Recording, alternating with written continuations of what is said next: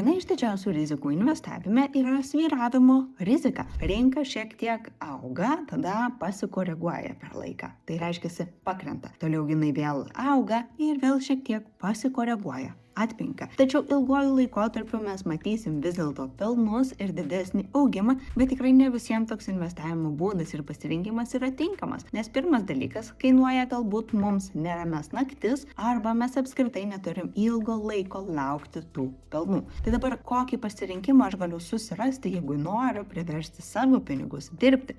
Renkuosi ir žvalgausi į nesvyruojančias investicijas, kurios būtų trumpalaikės ir galėtų generuoti man dviženklę grąžą. Tai mano pasirinkimas yra Indemo platforma, kuri siūlo investuoti į nekilnojamų turtų užtikrintas paskolas. Investavimo laikotarpis 24 mėnesiai, vidutinė grąža, kurią prognozuoja pati reguliuojama ir licencijuojama platforma, yra 15,1%. Kviečiu pasižvalgyti per nuorodą profilyje daugiau informacijos ir galbūt tai bus atsakymas tau, kaip gali priversti savo pinigus dirbti.